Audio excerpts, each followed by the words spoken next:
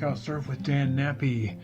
It is a good day at the cliffs after a very big swell came through with lots of current and lots of carnage. The swell settled down to some nice little peaks. And the word about town is the cliffs are back. They've been too hard to surf there lately, so a lot of people haven't even been going. But today we went to the cliffs and it was really good. It was smooth, glassy, no wind, good height, 3 to 4 foot waves, faces, 5 to 6 foot faces. So good strength, good power, clean lines, a little closeout on a lot of them. There were some peaks and some closeouts, so you had to look and see what you were doing. They were coming directly out of the south, so as you look down the beach to the south, you can see them coming, and they're at quite an angle, so they're coming deep out of the south, which is good for Huntington. That's a good swell, and it was good. So we went to, we got there pretty early, 6:30, quarter to 7, somewhere in that area. Went out at Golden West, which is also known as Dog Beach, but at that time of the day, there's not a lot of dogs there. But we went out there, and then for a while, the current wasn't bad, and we were staying right there at Golden West, and so that was pretty good. And caught some good waves, fast, nice drops, nice shoulders. I had to look for them, though, because like I say, there were some closeouts. So I had to look for the shoulders and the peaks, and they were there. You just have to paddle a lot to get to them, and so it was going well at first, and then for some reason, as we got a little further north, the current seemed to pick up, and soon enough we were drifting down the beach. But we had already planned that because we thought the current was going to be strong to start off with. So we started drifting north, and the surf was fine. It was good north, south, everywhere. But it seems like when you're looking outside, you only see, you looking down the beach and you go, whoa, it looks better there. And you paddle down that direction, it winds up not being that. So it always seems to be better where you're not. But it was good all over. We passed people, and they would talk and say, yeah, it's good here, it's good there. So it was good all the way down. We drifted all the way down, past the gap between the two cliffs, all the way to the tower. It's a big gray and black tower north of on the cliffs, almost to the jetties or Bolsa Chica. So we drifted clear down to there, and for the most part, I didn't get. I was on my 6-foot board, which is smaller, of course, than my 7-foot board, and it's easier to duck dive. And I was afraid, being on that board, not being on it for a while, that I was going to have a rough time getting used to it, but it wasn't the case. It was pretty close to the 7-footer. So it was not a big transition, so the 6-footer went well. I'm probably going to try to stay with that through the summer, and if we're at Huntington, which is most likely going to be the case, I'll stay with that one. If we have to go back to Newport, I might go back to the 7-footer. Just depends on the size. If it's really small, I need the bigger board. If it's good shoulder-high waves at the Newport Pier, then I'll go back. I'll stay with the 6. So it depends on the 6-footer has got advantages. It's quicker. It's duck dives easier. The bad part is it's a little harder to paddle. You got to catch the wave at a little more steep, a little more critical, which means you have a pretty serious drop. But that's not a big issue. It's just something you got to deal with. And so I was, duck diving like crazy. One of these big waves started coming in. One of the bigger sets. I didn't see it until too late, and I started paddling out, and I can see it was going to break. And so I duck dive as far as I could, and I pushed that board way deeper than the 7-footer.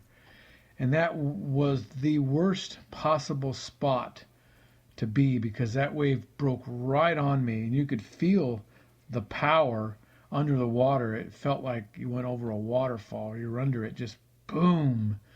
And it just jerked me around, and I hung onto the board.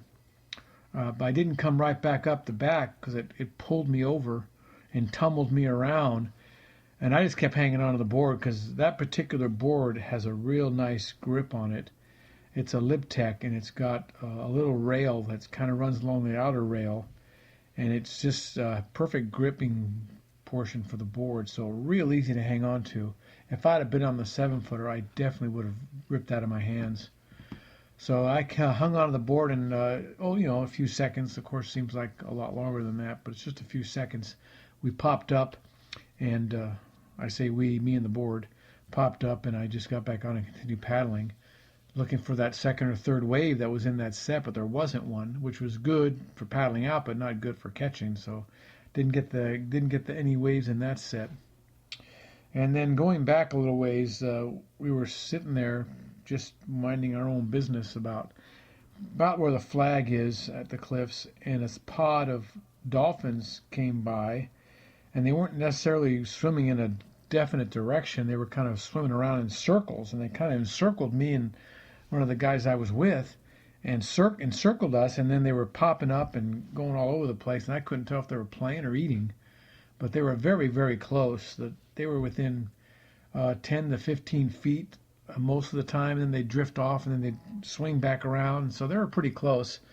And I don't care who you are, when you first see a fin, you always immediately think of a shark, even though sharks, usually you don't see the fin until you're already bit.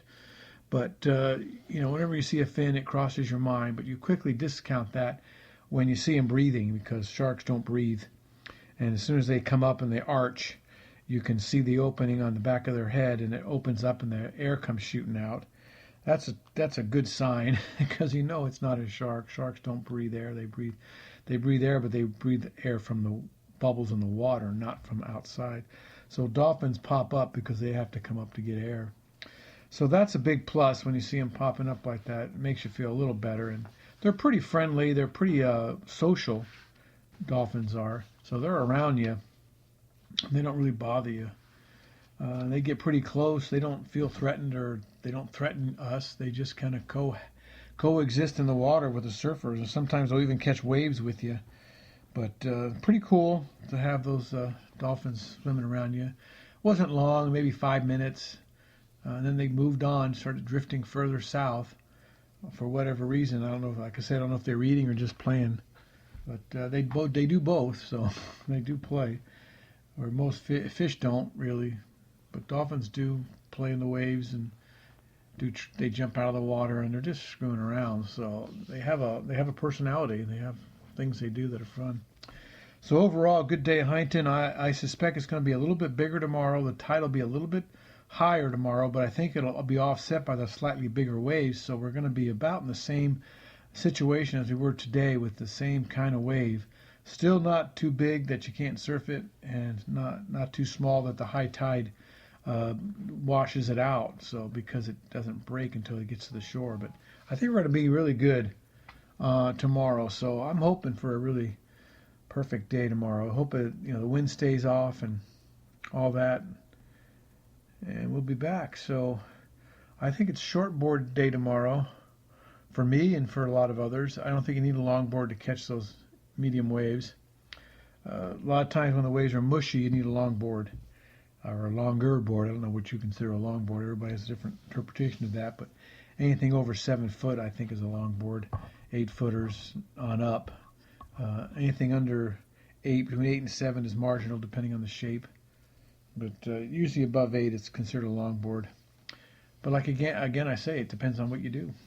So check out our sponsors, Merch Hero, nappyclothing.com, and Task Bullet, and our newest edition, whom I can't even remember what Andy was saying a couple days ago about his hammock business, but I'll look that up and get back to you on that. But that's if you're looking for a really cool hammock that you can pack into the woods or take to the beach, or very easy to carry around and hook up, that's the place to go. I'll get you the name on that possibly tomorrow. All right, thanks for listening. See you soon. Bye.